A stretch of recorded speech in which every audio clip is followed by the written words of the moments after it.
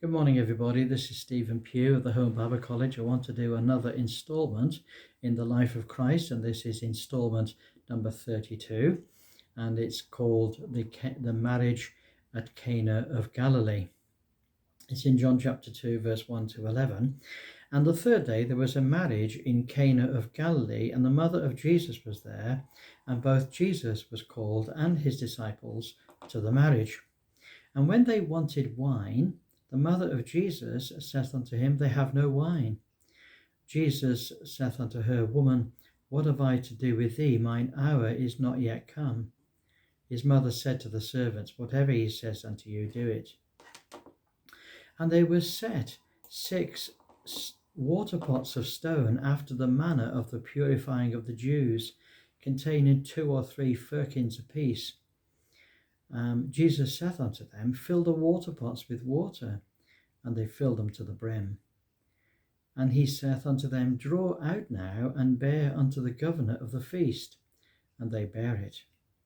When the ruler of the feast had tasted the water that was made wine, and knew not whence it was, but the servants which drew the water knew, the governor of the feast called the bridegroom, and saith unto him, Every man at the beginning doth set forth good wine, and when men have well drunk, then that which is worse.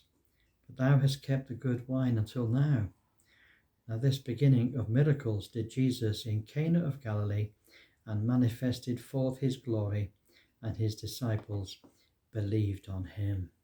So this is the first miracle recorded in John's Gospel, and John numbers them 1, 2, 3, 4, and so on.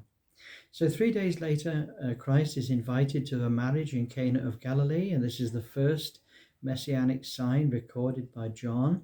John gives us 8 messianic signs. The Lord is invited to a marriage, and his disciples come too. The first thing that occurs is that the wine ran out. Now, this was not a normal occurrence. It was probably due to a failed harvest of the vine, and this was probably due to a judgment of God on a nation in a drought, followed by a dearth. Mary, the mother of the Lord, came to Jesus asking him to do something, and he replied that it is not her place to ask him to do something. However, she said to the servants, Whatever he says to you, do that. She had learnt to trust him, and those who knew and those who obeyed his instructions found that everything came out right in the end. She'd never seen a miracle. She just trusted in his leadership. Nearby there were 6 large water containers made of stone. Jesus commanded that they should be filled with water. So the servants drew out water from the deep well and filled them to the brim.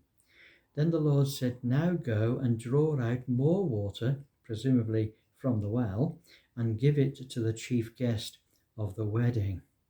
So they drew out water and gave it to the chief guest. He didn't know where the water had come from, but he called for the bridegroom and then praised him, saying, Most people bring out the poorer quality wine at the beginning of the wedding, but thou hast brought out water? No, the best wine. Enough said. Christ had turned the very water in the well into the very best of wine. This was the very first miracle that Christ performed, and he demonstrated his glory. Christ had provided joy for the beginning of holy life together, but first he provided for men to wash themselves before the Lord. Joy is important, but cleansing comes first. And Christ's disciples saw all this and believed in him as the Messiah of Israel. This was the very first of 8 messianic signs in John's Gospel, and it corresponds to the last, which was the fish provided at Galilee. It also corresponds to the first sign of the Lord to Egypt, that is, the turning of the Nile into blood. Well, there we are. We look forward to catching up with you on our next episode. Have a wonderful day. Bye for now.